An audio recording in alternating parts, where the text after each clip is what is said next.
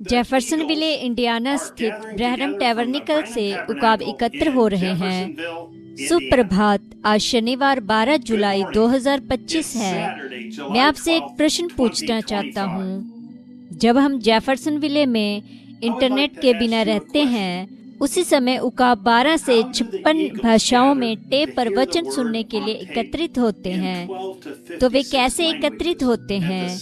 वे go tell others WhatsApp group में शामिल हुए हैं। इस वीडियो के यूट्यूब विवरण में विवरण देखें या मुझे केवल +1 5025 990020 पर व्हाट्सएप करें और मैं आपको जुड़ने के लिए एक लिंक भेजूंगा।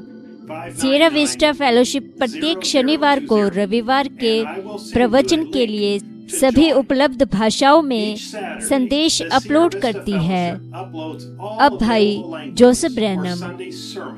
प्रिय यीशु मसीह के परिवार, दुनिया भर में मसीह के दुल्हन के साथ कुछ तो बात जगह ले रही है। ऐसा पहले कभी भी नहीं हुआ। जिन चीजों के बारे में हमने सुना है और देखने के लिए लालसा की है, वे चीजें अब हमारी आंखों के सामने प्रकट हुई हैं। पवित्र आत्मा अपनी दुल्हन को एकजुट कर रहा है, जैसा कि उसने कहा था कि वह करेगा।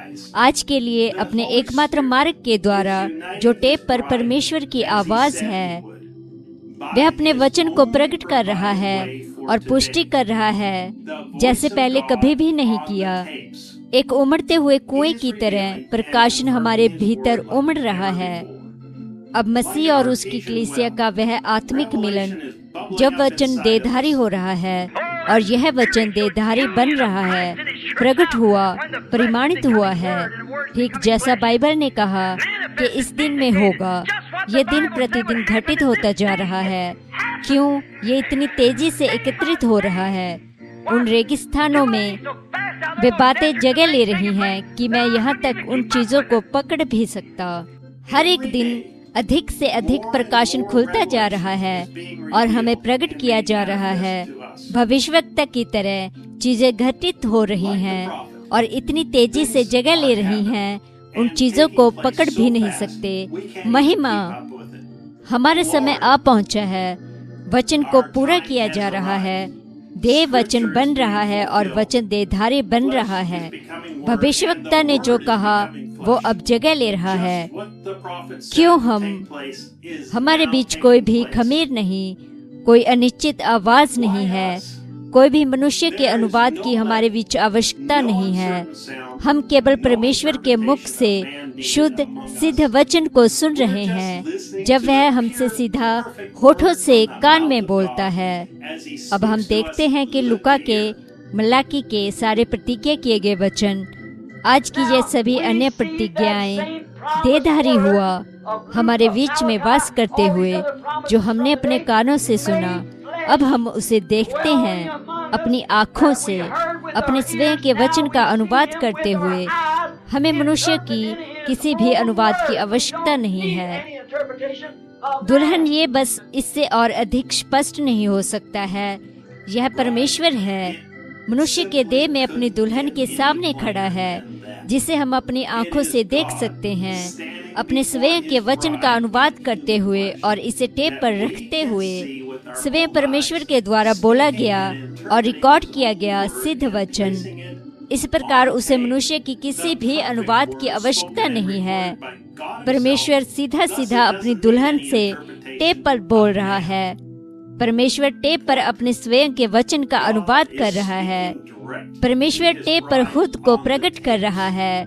परमेश्वर अपनी दुल्हन को बता रहा है, आपको मनुष्य की किसी भी अनुवाद की आवश्यकता नहीं है। टेप पर मेरा वचन ही मेरी दुल्हन की सारी आवश्यकता है। याद रखें, जब आप यहाँ से छोड़कर जाते हैं, अब भूसी से बाहर निकलना आरंभ करते हैं। अब उस दाने के अंदर जा रहे हैं, लेकिन पुत्र की उपस्थिति में पड़े रहते हैं। मैंने जो कहा है ना ही उसमें जोड़ें, मैंने जो कहा उसमें ना ही निकालें, क्योंकि मैं सच्चाई को बोलता हूँ जहाँ तक मैं इसे जानता हूँ, जैसा कि पिता ने मुझे दिया। देखा, परमेश्वर ने दुल्हन के लिए एकमात्र सिद्ध मार्ग को बनाया है कि वो करे जैसे उसने हमें करने की आज्ञा दी है। आज तक यह कभी भी संभव नहीं रहा है। कोई अनुमान नहीं, कोई सोच विचार नहीं, कोई प्रश्न नहीं कि क्या कुछ जोड़ा गया है, निकाला गया है या अनुवाद किया गया है। दुल्हन को सच्चा प्रकाशन दिया गया है। टेप को चलाना ही परमेश्वर का सिद्ध मार्ग है। बस इस मामले में मुझे इसे फिर से कहने दो। मेरा प्रकाशन ये है कि यीशु मसीह की दुल्हन, ना ही दूसरों को दुल्हन को टेप पर परमेश्वर की आवाज के अलावा और कुछ नहीं चाहिए। लेकिन जब एक बार वो पवित्र आत्मा वास्तव में सच्चा वचन आपके अंदर आता है, वो वचन यीशु, तब भाई संदेश आपके लिए कोई रहस्य नहीं रहता है। आप इसे जानते हैं भाई, यह सब आपके सामने प्रकाशित हो जाता है। संदेश मेरे लिए कोई रहस्य नहीं है। यीशु मसीह कल, आज और युग न युग एक सा है। सारे आकाश और धरती को यीशु कहा गया है। यीशु वचन है और नाम वचन में है, क्योंकि वो वचन है। आमेन। तब वो क्या है? अनुवाद किया गया वचन ही परमेश्वर के नाम का प्रकटीकरण है। परमेश्वर अपनी दुल्हन को अपनी आवाज के साथ एक कर रहा है, जिसे उसने आज के लिए रिकॉर्ड किया था और संग्रहित किया था, जिससे कि वह अपनी दुल्हन को एक इकाई के रूप में एक साथ ला सके। दुल्हन इसे देखेगी और इसे पहचान लेगी, जैसे कि यही एकमात्र मार्ग है कि वह अपनी दुल्हन को एक साथ ला सकता है। उसने 60 वर्ष पहले हमें ये दिखाने के लिए किया था कि वह आज कैसे करने जा रहा है। हम उसकी कलीसियाओं में से एक हैं जो वहाँ प्रसारण के साथ जुड़े हुए हैं। यदि मैं कलीसिया जाने में विश्वास नहीं करता, तो मेरे पास कलीसियाएं क्यों हैं? हमारे पास सारे देश भर से थे जो उस रात को हमसे जुड़ी हुई थी। हर 200 वर्ग मील में से मेरी कलीसियाओं में से एक जुड़ी हुई थी। बहुत से सेवक लोग अपनी कलीसियाओं को बताते हैं कि सीधे जुड़े या सीधा प्रसारण सुने, एक ही समय में एक ही संदेश को सुने। वे कलीसिया में नहीं जा रहे हैं। उसने बस कहा ऐसा ही था। वे या तो बस वचन को नहीं जानते या प्रेम पत्र नहीं पढ़ सकते हैं जैसा दुल्हन पढ़ सकती है। कलीसिया क्या है? आइए देखें कि भाई ब्रह्म ने एक कलीसिया को क्या कहा था। बहुत सी असेंबलियों को यह आवाज मिला है, जैसा कि आप सभी को यहाँ टैबरनेकल या भवन से मिला था। यह फिनिक्स में भी जुड़ी हुई है कि हर एक जगह सभाएं होती हैं। ये ठीक इसमें आते हैं और वे कलीसियाओं और घरों में इकट्ठा होते हैं और इस तरह की चीजों से बहुत अच्छी तरंगों के माध्यम से। भाई ब्रैनम स्पष्ट रूप से कहते हैं कि लोग अपने घरों और इस तरह की चीजें उनकी कलीसियाओं में से एक है जो प्रसारण पर जुड़े हुए थे। इसी प्रकार घरों, पेट्रोल पंपों में, इमारतों में परिवार एक साथ उसके प्रसारण से जुड़कर एकत्र हुए, उन्हें एक कलीसिया बना दिया। आइए थोड़ा और प्रेम पत्र पढ़ें। हम उन सभी कलीसियाओं और सभा के लोगों के लिए प्रार्थना करते हैं उस छोटे छोटे माइक्रोफोनों के आसपास एकत्रित हुए हैं, उस राष्ट्र से पश्चिम तट तक, एरिज़ोना के पहाड़ों, टेक्सास के मैदानों तक, दूर पूर्वी तट तक, सारे देश भर में प्रभु जहां वे एकत्रित हुए हैं। कई घंटों का अंतर होने के बावजूद हम समय पर होते हैं, लेकिन प्रभु हम सभी आज रात एक इकाई के रूप में एकत्रित हुए हैं। विश्वासी जन मसीहा के आगमन की प्रतीक्षा कर रहे हैं। तो प्रसारण पर जुड़े होने के नाते भाई ब्रानम को एक ही समय पर सुनते हुए वे हम सभी एक साथ एकत्रित हैं, एक इकाई के रूप में। विश्वासी जन मसीहा के आगमन की प्रतीक्षा कर रहे हैं।